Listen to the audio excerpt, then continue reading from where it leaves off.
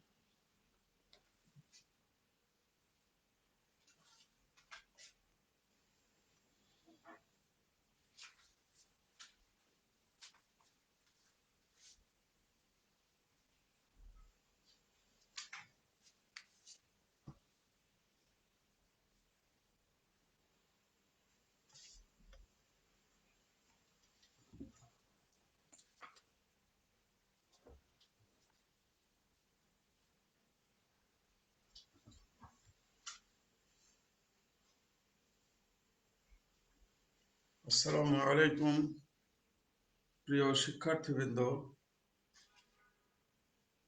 শুভ সকাল। তোমাদের সবাইকে ক্লাসে উপস্থিতির জন্য সুস্বাগতম।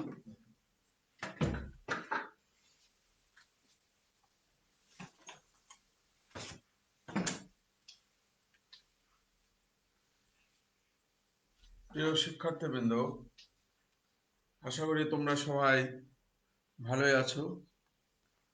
তোমাদের উপস্থিতি রোল নাম্বার তোমরা লিখবে। তোমরা অলরেডি অনেকেই সংযোজন হয়ে গেছো, তোমাদের অসংখ্য ধন্যবাদ। আমাদের দীর্ঘদিন পরে এই অনলাইন শ্রেণী কার্যক্রম শুরু হয়েছে এবং তোমরাও অতিষ্ঠ ছিলে যে কখন ক্লাস শুরু হবে। তো আমাদের এখন অনলাইন ক্লাস যথারীতি চলতে থাকবে। তোমরা সবাই উপস্থিত হবে এবং অনলাইন ক্লাস উপভোগ করবে এবং তোমাদের আগের মতো তোমরা হোমওয়ার্ক করবে। তোমরা অবশ্যই হোমওয়ার্ক করবে। সে হোমওয়ার্ক নিয়মিত আমাকে জমা দেবে। তাহলে আমরা অলরেডি অনেক স্টুডেন্ট তোমরা যোগদান করে ফেলেছো। এখন আমরা পড়ালেখা শুরু করব। তো প্রিয় শিক্ষার্থীবৃন্দ, আমরা পরীক্ষার আগে আমরা তোমার পরমাণুর গঠন এবং বর্ণালী এই দুটো বিষয় আমরা পড়ালেখা শেষ করেছিলাম। পরমাণুর গঠন এবং বর্ণালী বিষয়ক যে আলোচনা, এই আলোচনাগুলো আমরা শেষ করেছিলাম। আজকে আমাদের পড়াশোনার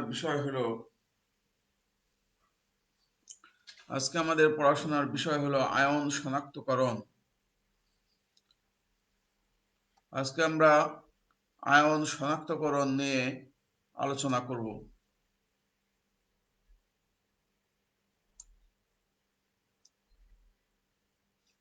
তো সবাইকে ওয়ালাইকুম আসসালাম। এখন আমরা আমাদের যে নিয়মিত ক্লাস, সেই ক্লাস দিকে এগিয়ে যাচ্ছি আমরা।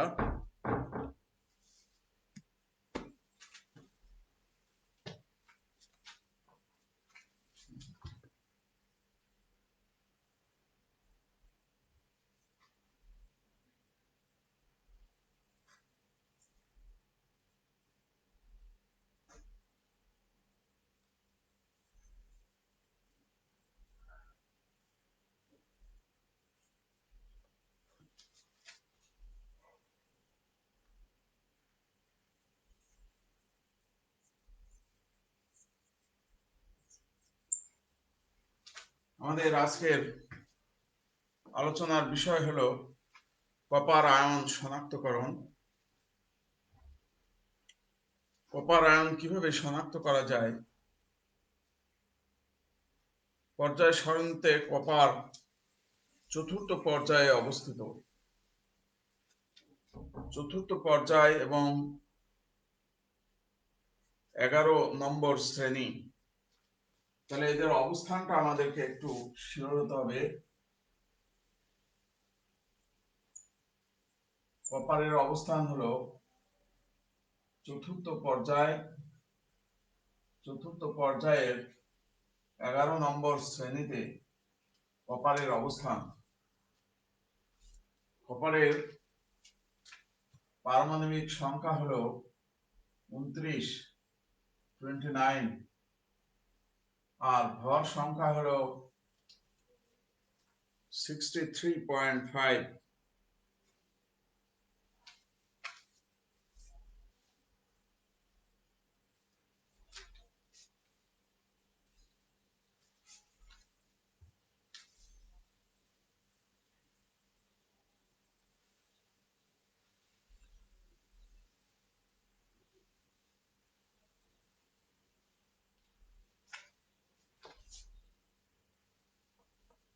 পারমাণবিক সংখ্যা 29, পারমাণবিক ভর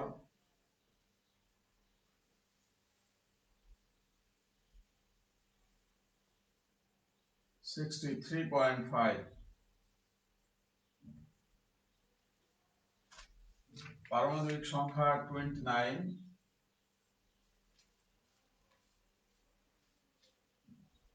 এবং ভর সংখ্যা হলো 63.5।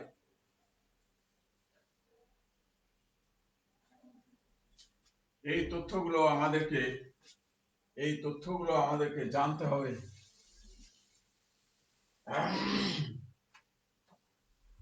এখন কপারের আমরা শনাক্তকরণ করার জন্য আমরা কি করি? আমরা ক্লাস 10-এও হালকা ধারণা পেয়েছি। তারপর আজকে আমরা টেস্ট তোমাদের শিখাবো।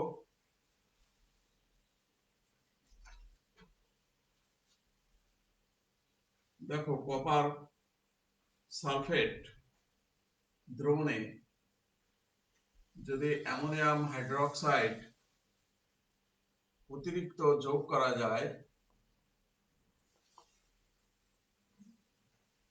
অতিরিক্ত অ্যামোনিয়াম হাইড্রোক্সাইড যদি যোগ করা যায় তাহলে রিঅ্যাকশনটা কি হবে?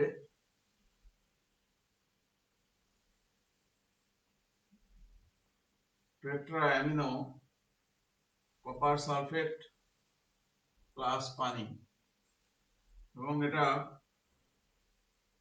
গাঢ় নীল বর্ণের একটা দ্রবণ তৈরি হবে। এই পরীক্ষার সাহায্যে আমরা কপার আয়ন শনাক্তকরণ করতে পারি। তাহলে কপার আয়ন শনাক্ত করার জন্য আমাদেরকে প্রয়োজন কি হবে? অ্যামোনিয়াম হাইড্রোক্সাইড প্রয়োজন হবে। এবং কি বর্ণ সৃষ্টি হবে? গাঢ় নীল বর্ণের সৃষ্টি হবে। এই পরীক্ষা হলে আমরা বুঝতে পারবো যে এই আয়নটা আমাদের কি আছে, কপার আয়ন আছে। দেখো, আর একটা test, number 1, number 2। Copper ion test করার জন্য আমরা পটাশিয়াম ফেরোসায়ানাইড, এই যৌগটার নাম আমি লিখে দিচ্ছি,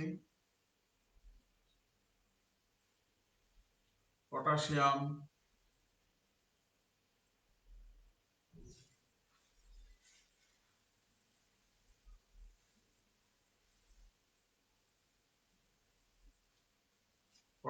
ফেরোসায়ানাইড। পটাশিয়াম ফেরোসায়ানাইড যখন যোগ করা হবে তখন খেয়াল করে দেখো যে এই যে থার্ড ব্র্যাকেটের মধ্যে যে অংশটা আছে এই অংশটায় একটা কমেন্টস ছিল, কমেন্টসটা আমি একটু দেখি।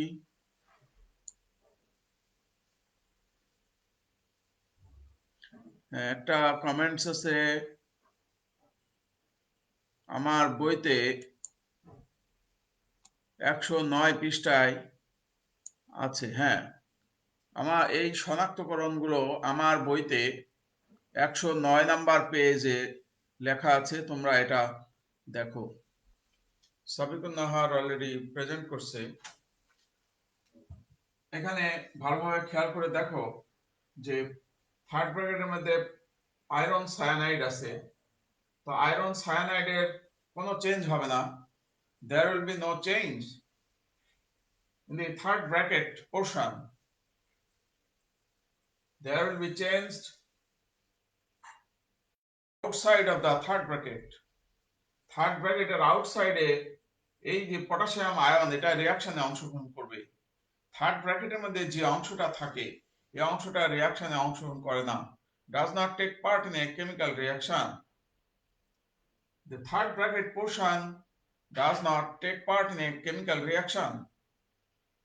The outside of the third bracket take part in a chemical reaction.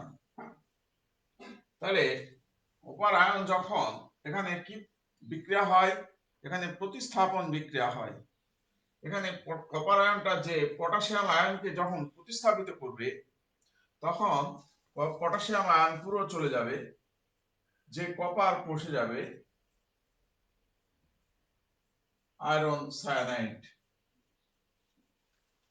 Plus 4টা পটাশিয়াম আয়ন তৈরি হবে। এই যৌগটার বর্ণ কি হবে? যৌগটার বর্ণ বাদামি হবে, বাদামি বর্ণের দ্রবণ তৈরি হবে। তাহলে আমরা দেখতে পেলাম যে অ্যামোনিয়াম হাইড্রোক্সাইড যদি অতিরিক্ত চালনা করি তাহলে আমার এক গাঢ় নীল বর্ণের কালার হচ্ছে। আমরা যদি পটাশিয়াম ফেরোসায়ানাইড চালনা করি তাহলে আমাদের বাদামি বর্ণের পদক্ষেপ তৈরি হচ্ছে। এই পরীক্ষার সাহায্যে আমরা কপার আয়ন শনাক্তকরণ করতে পারি। প্রিয় শিক্ষার্থীবৃন্দ, তোমরা সব লিখে নাও।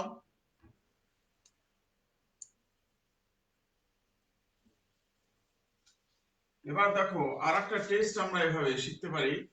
নাম্বার 3, কপার আয়নের মধ্যে আমরা যদি পটাশিয়াম আয়োডাইড যোগ করি, পটাশিয়াম আয়োডাইড দ্রবণ যোগ করি তাহলে cuprous iodide plus potassium ion, এই কিউপ্রাস আয়োডাইডের সাদা বর্ণের অধক্ষেপ তৈরি হবে। সাদা বর্ণের অধক্ষেপ তৈরি হবে। এই সাদা বর্ণের অধক্ষেপ দেখে আমরা কপার আয়ন উপস্থিত এটা আমরা শনাক্ত করতে পারি। তো প্রিয় শিক্ষার্থীবৃন্দ, আশা করি তোমরা পড়াগুলো সব এখন বুঝতে পারছো। তোমাদের এটা বুঝতে কোনো সমস্যা হওয়ার কথা নয়।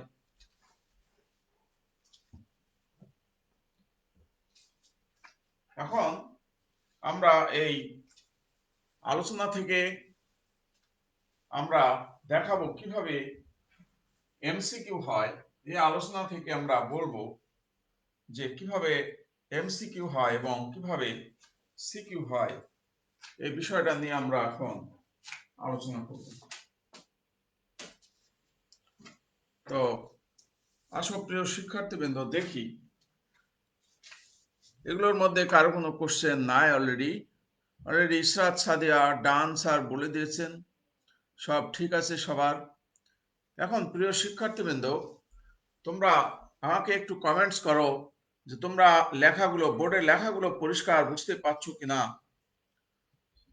সামিউল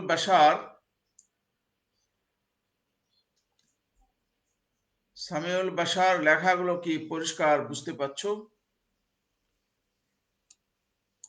তোমরা একটু কমেন্টস করো যে লেখা পরিষ্কার বোঝা যাচ্ছে কি না।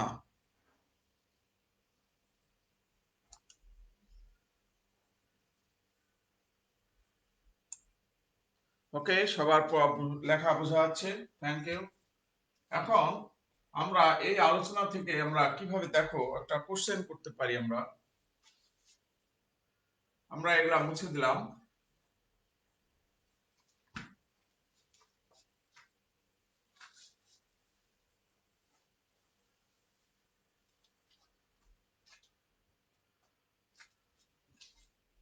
দেখো আমরা সিকিউ কিভাবে হতে পারে।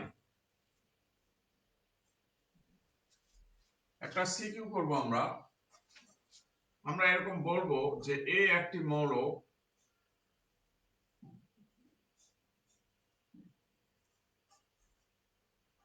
যার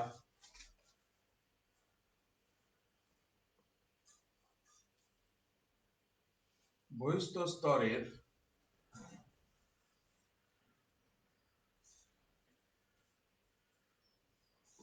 বিভিন্ন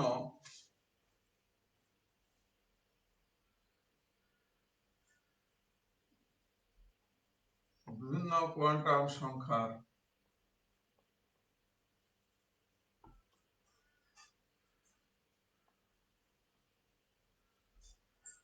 মান নিম্নরূপ।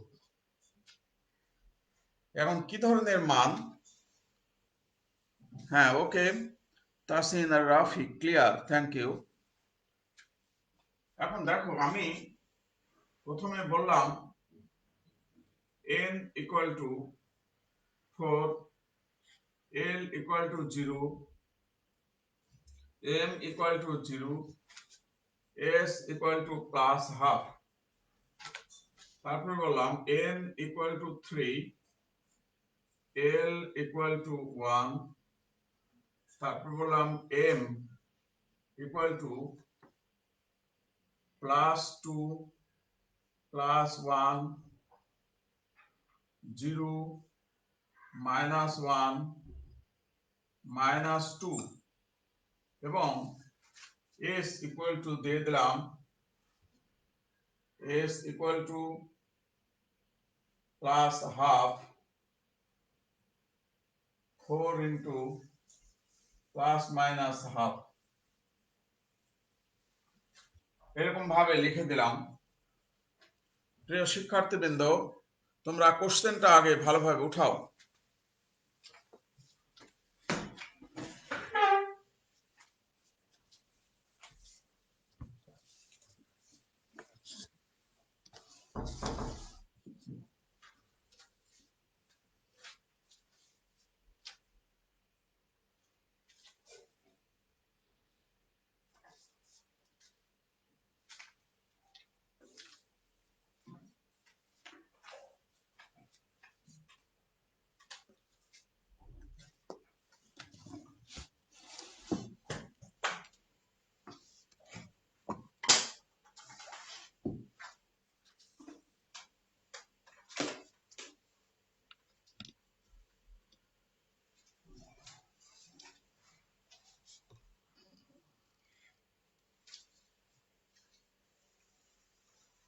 এবার দেখো সব পরিষ্কার দেখা যাচ্ছে আরো।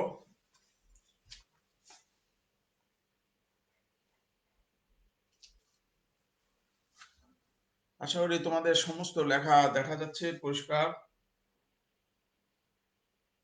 ওকে, সবার লেখা হয়েছে। এখন আমি এই কোশ্চেনটা, যে কোশ্চেনটা বোর্ডে লিখেছি, এটার আলোকে আমরা এখন সলভ করব। আমি একটা সিকিউ বোর্ডে লিখেছি, দেখো বলেছি এ একটি মৌল যার বহিস্থ স্তরের বিভিন্ন কোয়ান্টাম সংখ্যার মান নিম্নরূপ। দিয়ে n equal to 4, l equal to 0, m equal to 0, s equal to plus half। তারপরে দেওয়া আছে n equal to 3, l equal to 1, m equal to plus 2, plus 1, 0, minus 1, minus 2।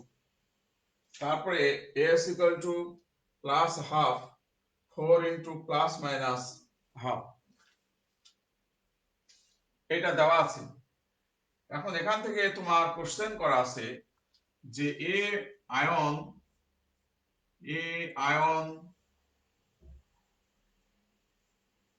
কিভাবে শনাক্ত করবে?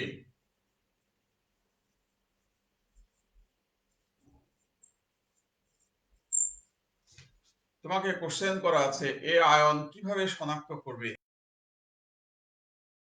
করতে হবে যে এ আয়নটা কি হবে। প্রিয় শিক্ষার্থীবৃন্দ, আশা করি তোমরা আমার কথা ক্লিয়ার বুঝতে পারছো। এখন আমরা এ মৌলটা কি হবে সেটা আমরা আগে বুঝতে হবে, তারপরে দেন আমাদের আনসার করতে হবে। দেখো এখানে প্রথমে বলা আছে n = 4, তাহলে আমরা আগে এরকম লিখে নেব 4 4। তারপরে দেখো লেখা আছে l = 0। l = 0 মানে হলো s অরবিটাল। তারপরে দেখো লেখা আছে যে m = 0 মানে s অরবিটাল। তারপরে বলা আছে s = +½ +½ মানে একটা ইলেকট্রন রয়েছে এখানে। এখানে একটা মন্তব্য এসছে, সিগমা রোল নাম্বার 412, এক্সট্রিমলি ফরিস অর লেট অ্যাটেন্ডেন্স। আচ্ছা ঠিক আছে, ওকে, আগামী দিন থেকে ঠিকভাবে আসবে। এবার দেখো এখানে, তাহলে প্রথম লাইনটা আগে ক্লিয়ার করো। প্রথম লাইনটা n = 4, দেখো 4 লেখা আছে। l = 0, 0 মানে s অরবিটাল। m = 0 মানে s অরবিটাল। আর s = +½ মানে একটা ইলেকট্রন। তাহলে আমরা এখানে লিখেছি s1। হ্যাঁ, এরপরে আবার আসো n = 3, তাহলে আমরা এখানে 3 লিখবো, n এর মান 3। তারপরে আছে l = 1। আমরা জানি যে l = 1 হলে কি হয়, সরি l = এখানে আমরা 1 না দিয়ে 2 দিয়ে দেব, একটু ভুল হয়ে গেছে। l এর মান এখানে আমরা 2 দেব। l = যদি 2 হয়, l = 2 হলে কোন অরবিটাল? d orbital. l এর মান 2 হলে d অরবিটাল। আর d অরবিটাল কয়টা আছে এখানে দেখা যাচ্ছে, +2 +1 0 -2 -1, 5টা d অরবিটাল আছে।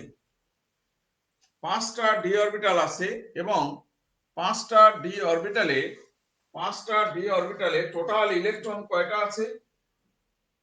টোটাল ইলেকট্রন আছে হলো, দেখো যে 4 × ±½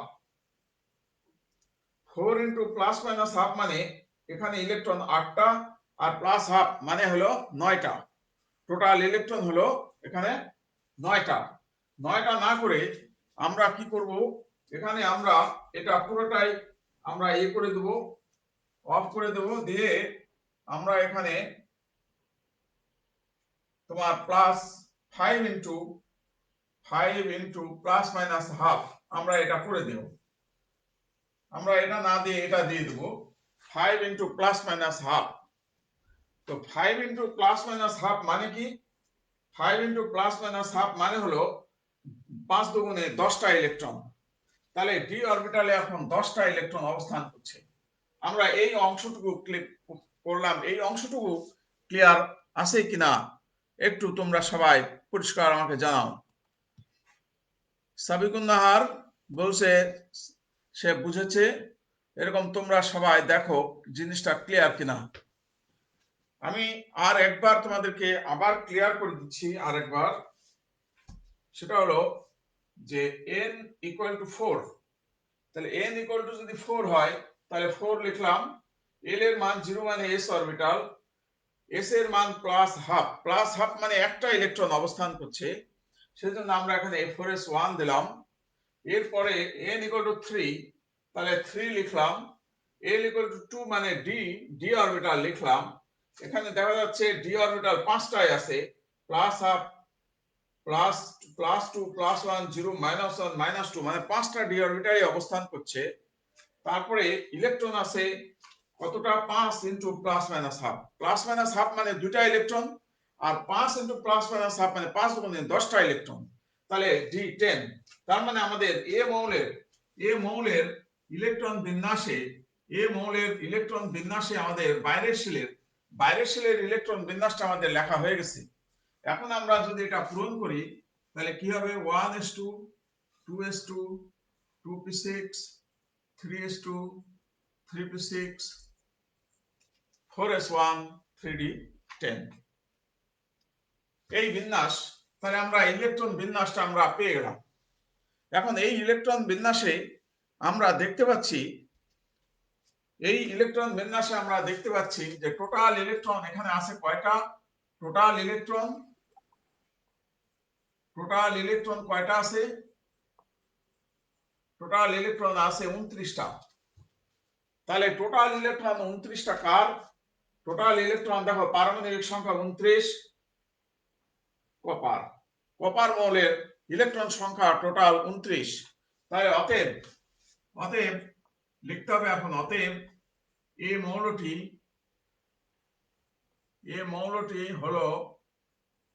মৌলটি হলো কপার।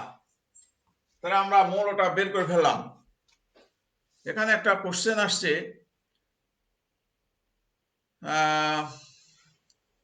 কোশ্চেনটা হলো, কিন্তু বিষয়টা পরীক্ষার খাতায় সরাসরি এইভাবে লিখলেই হবে?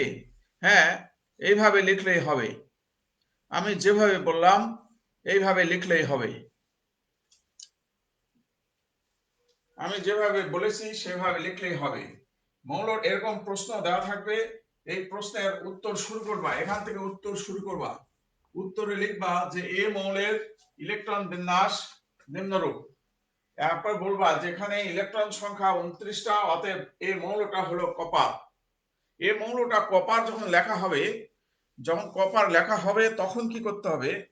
এবার তারপরে দেন আমাদেরকে কপার আয়ন শনাক্তকরণ লিখতে হবে।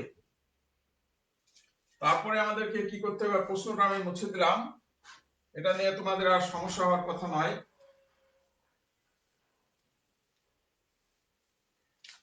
এবার আমরা লিখব যে কপার মৌলের আয়ন কপার 2+। কপার আয়ন দিয়ে দিলাম। কপার আয়ন লেখার পরে এবার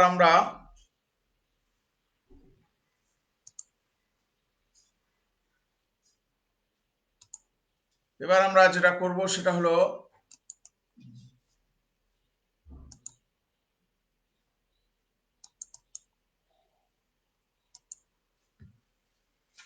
এবার আমরা লিখব কপার আয়ন কিভাবে শনাক্ত করা যায়। কপার আয়ন পটাশিয়াম ফেরোসায়ানাইড, আমরা যদি এই যৌগটা দেই, পটাশিয়াম ফেরোসায়ানাইড দিলে copper 2 ferrocyanide plus potassium ion, এবং এটার বর্ণ হবে বাদামি বর্ণের সৃষ্টি হবে। আমরা এই বিক্রিয়াটা লিখে দেব, বিক্রিয়া দিয়ে লিখে আমরা কিছু কথা লিখে দেব। আমরা কথা লিখব যে এটা বিক্রিয়া করে সাদা বর্ণের বাদামি বর্ণের অধক্ষেপ পড়ে। হ্যাঁ, এই অধক্ষেপ দেখে আমরা কপার আয়ন শনাক্তকরণ করতে পারি। আমরা এইভাবে এটার আনসারটা আমরা সাজিয়ে দেব। আশা করি প্রিয় শিক্ষার্থীবৃন্দ, তোমরা এখন এই পড়াটা বুঝতে পেরেছো, কিভাবে প্রশ্ন হয়, কিভাবে আনসার করতে হয়। আমাদের পরীক্ষার প্রশ্নে এইভাবেই ঠিক প্রশ্ন থাকবে। আমি যেভাবে এখন তোমাদের কাছে উপস্থাপন করেছি ঠিক এইভাবেই তোমাদের কোশ্চেন দেওয়া হবে। প্রিয় শিক্ষার্থীবৃন্দ, তোমরা আশা করি বুঝতে পেরেছো। এখন আমি তোমাদেরকে আরো কিভাবে এই সিকিউটা হয়, সিকিউটা আরো কিভাবে করা যায়, এই বিষয়টা নিয়ে আমি আলোকপাত করছি। তোমরা এটা মুছে দেই। আমরা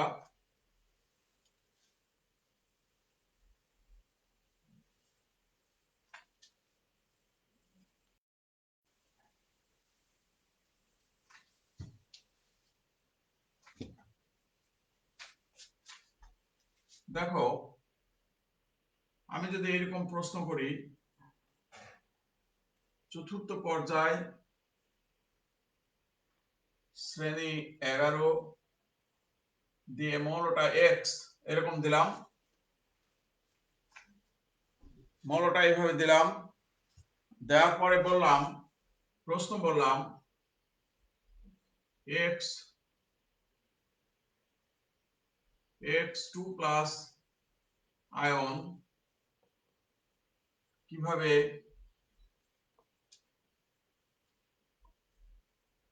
শনাক্ত করবে। তোমরা কোশ্চেন লিখে নাও। দেখো এই কোশ্চেনটা কপার বোঝাচ্ছে। আতিফ শাহরিয়ার বলেছে ক্লিয়ার, তাসমিমান টপা বলেছে ক্লিয়ার। এখানে আরেকটা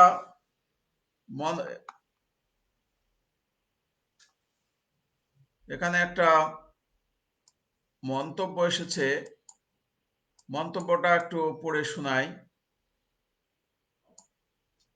অবিদিত ইসলাম, আয়ন শনাক্তকরণের জন্য বিক্রিয়া লেখা কি অপরিহার্য? হ্যাঁ, অবশ্যই। আয়ন শনাক্তকরণ করতে গেলে অবশ্যই বিক্রিয়া লিখতে হবে।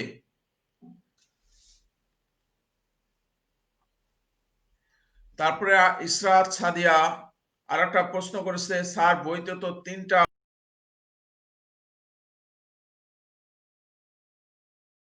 পরীক্ষা দেখাতে হবে। হ্যাঁ, যে কোনো একটা পরীক্ষা লিখলেই হবে। 3 নম্বরের জন্য 3টা পরীক্ষণ 3টা বিক্রিয়া লেখার প্রয়োজন নেই। অবশ্যই তোমাদেরকে বিক্রিয়া লিখতে হবে।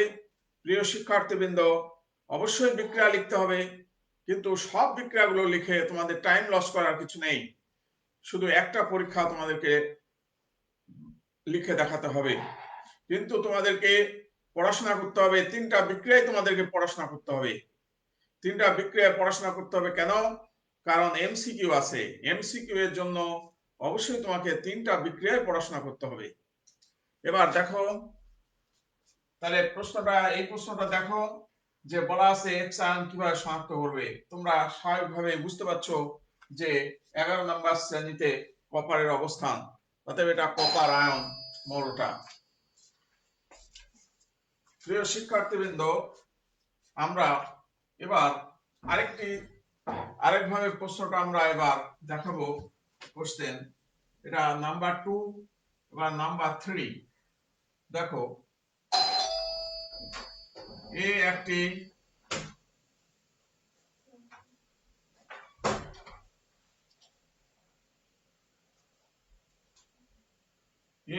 মৌল,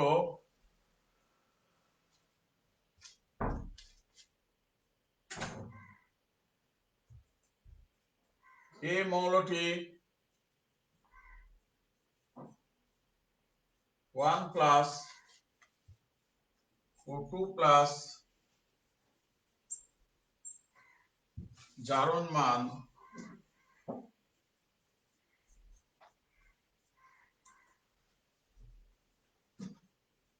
প্রদর্শন করে।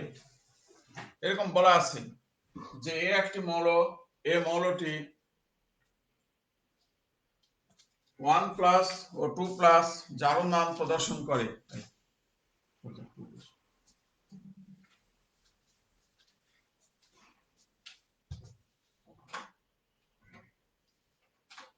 এখন আমাদেরকে দেখো কোশ্চেনটা এইভাবে সেট করতে হবে।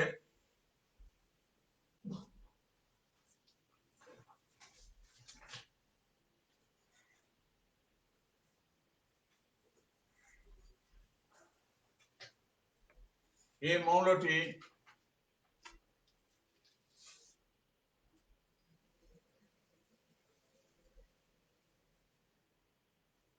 এই 2 প্লাস আয়নের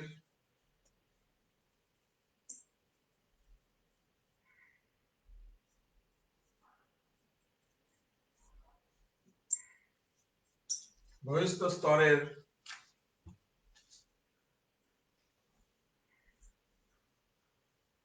বিন্যাস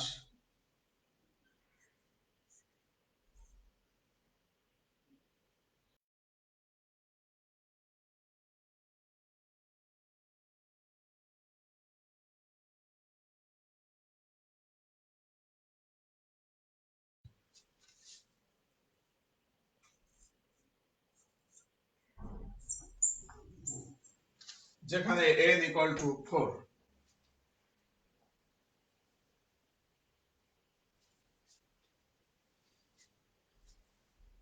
এবার দেখো এই কোশ্চেনটা 3 নম্বর কোশ্চেনটা দেখো ভালো করে পড়ো। এরপরে বলা আছে A2 প্লাস আয়ন কিভাবে শনাক্ত করবে।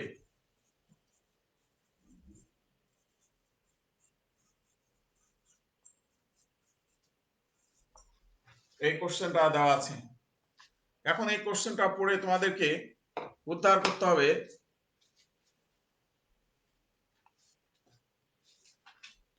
রাহুল চৌধুরী, ওকে, থ্যাংক ইউ।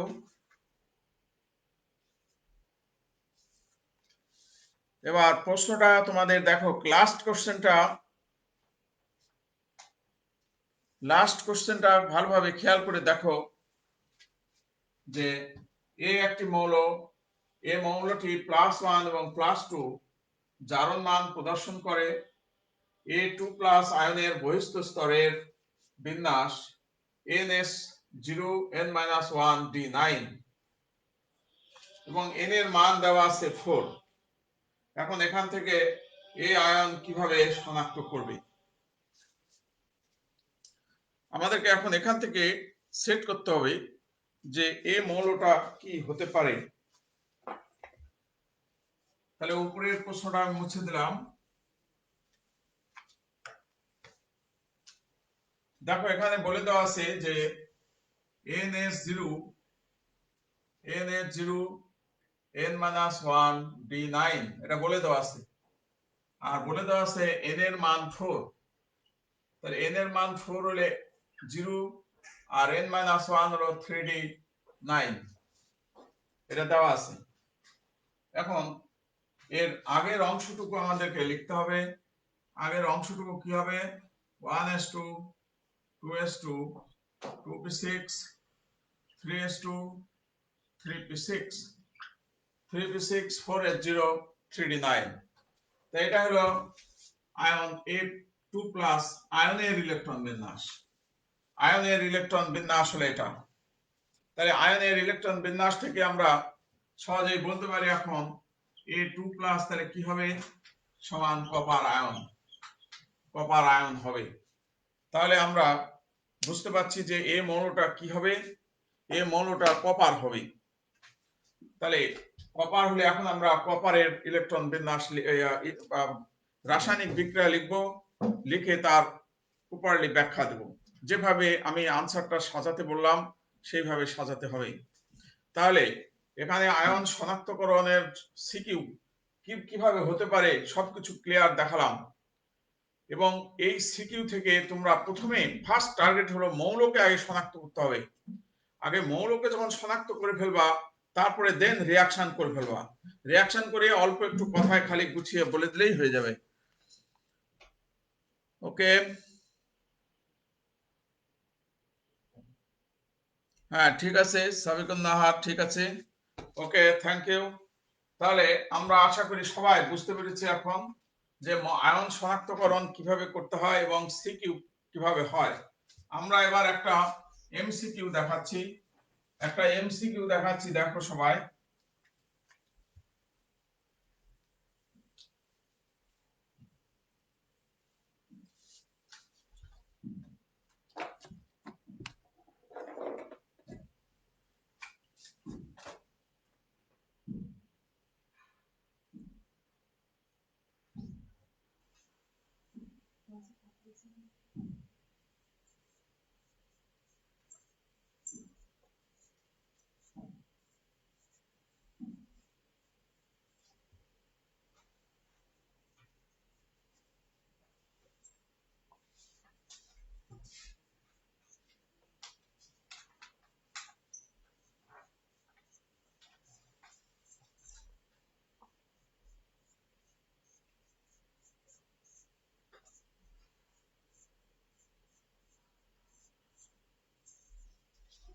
দেখো এই কোশ্চেনটা, okay, Shahriar Hasan Hridoy, thank you. Dipa Sarkar, thank you.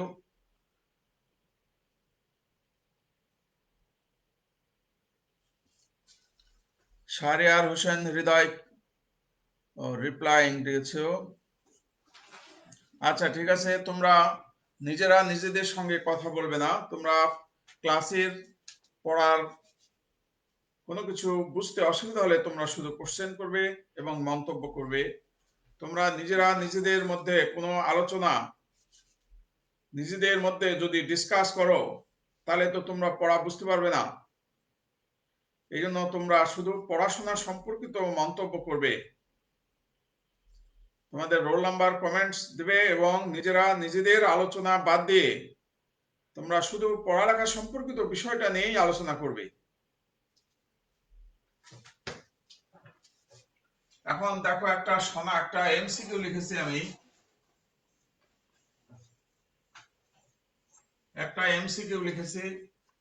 Copper ion শনাক্তকরণে ব্যবহৃত হয়।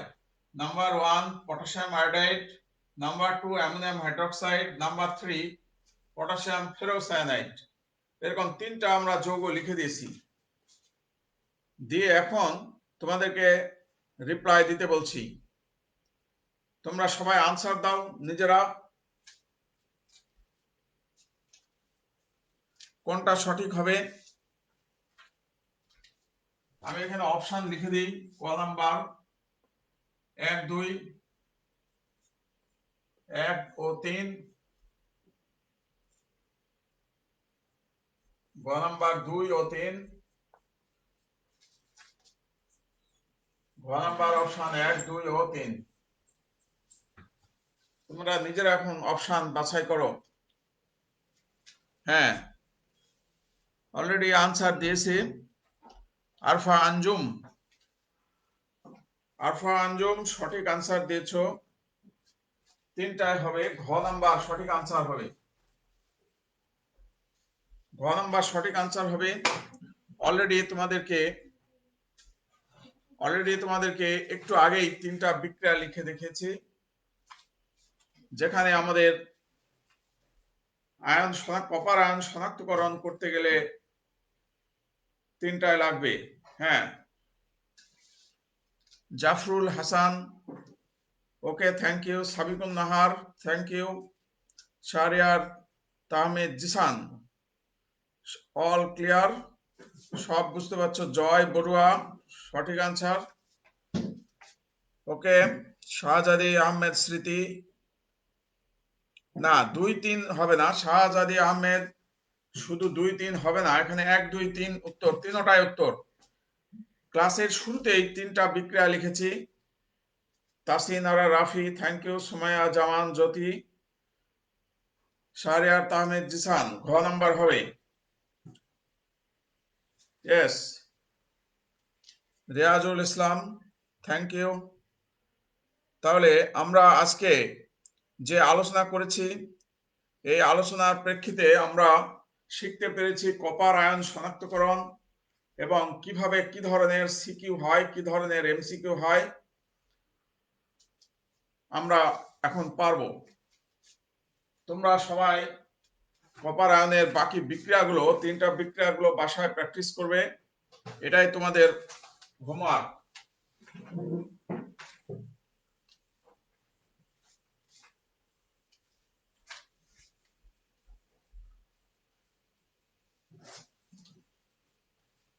আমি তোমাদেরকে আগামী দিন একটা HW দিয়ে দিচ্ছি,